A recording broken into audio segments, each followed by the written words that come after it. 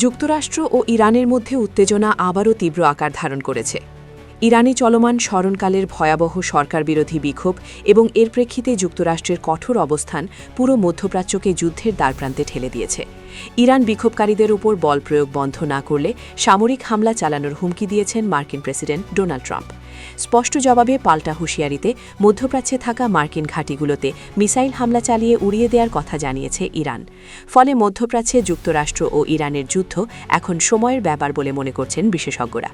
তবে ইরানের উপর হামলা চালানো যুক্তরাষ্ট্রের জন্য অতটা সহজ হবে না বলেও মনে করা হচ্ছে। পাশাপাশি হামলা চালিয়ে ইরানকে একেবারে পঙ্গু করে দেওয়াও যুক্তরাষ্ট্রের পক্ষে প্রায় অসম্ভব বলেই মনে করা হচ্ছে। আল জাজিরার বিশ্লেষণধর্মী প্রতিবেদনে বলা হয়েছে, ইরানে চলমান নজিরবিহীন বিক্ষোভ দেখে অনেকেরই হয়তো মনে হতে পারে যে যুক্তরাষ্ট্র বড় সামরিক হামলা চালালে ইরানের বর্তমান শাসন ব্যবস্থার পতন ঘটবে। কিন্তু বাস্তবতা অনেক বেশি জটিল, কারণ জাতীয় ঐক্য বজায় রেখে ইরানের ইসলামী প্রজাতন্ত্র টিকে আছে। যে কোনো সংকটকালীন পরিস্থিতিতে ইরানের নিরাপত্তা বাহিনী ও রাজনৈতিক প্রতিষ্ঠানগুলো একসঙ্গে কাজ করে। এর ফলে দেশটি যে কোনো বড় ধাক্কা সামলে নিতে পারে। এছাড়া ইরানের শাসন ব্যবস্থা কেবল তাদের সর্বোচ্চ ধর্মীয় নেতা আয়াতুল্লাহ আলী খামেনির ওপর নির্ভরশীল নয়। বহুকেন্দ্রিক জালের মতো রাষ্ট্র ব্যবস্থা, সর্বোচ্চ নেতার অফিস, ইসলামিক বিপ্লবী গার্ড, গোয়েন্দা সংস্থা, ধর্মীয় প্রতিষ্ঠান ও অর্থনৈতিক প্রতিষ্ঠানগুলো ছড়িয়ে ছিটিয়ে রয়েছে। ফলে ইরানের একটি প্রশাসনিক ব্যবস্থাকে ধ্বংস করে ফেললে ইরান কখনো ভেঙে পড়বে না।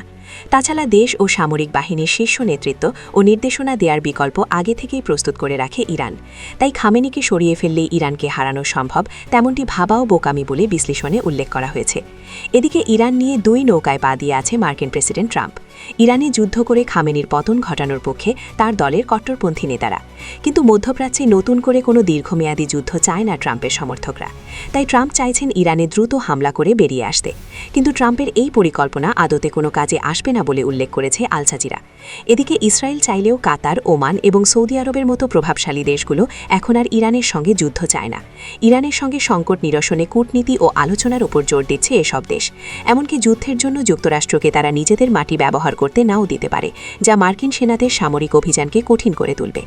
এছাড়া যুক্তরাষ্ট্র যদি হামলা চালায়, তবে তা ইরানের শাসক গোষ্ঠীকে আরও শক্তিশালী করবে বলেও বিশ্লেষণে উল্লেখ করা হয়।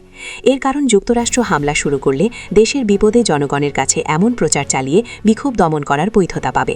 তাছাড়া ইরান পাল্টা ব্যবস্থা হিসেবে মার্কিন ঘাঁটি বা পারস্য উপসাগরে জাহাজ চলাচলে আঘাত হানতে পারে বলে সতর্ক করা হয়েছে। বিশ্লেষকদের মতে ইরানে হামলা চালিয়ে কখনোই তাদের দমানো সম্ভব নয়। আর তাই যুক্তরাষ্ট্রের উচিত হবে সামরিক হামলার বদলে কাতার, ওমানের মতো মধ্যস্থতাকারী দেশগুলোর মাধ্যমে আলোচনার পথ খোলা রাখা বলেও মনে করছেন বিশেষজ্ঞরা।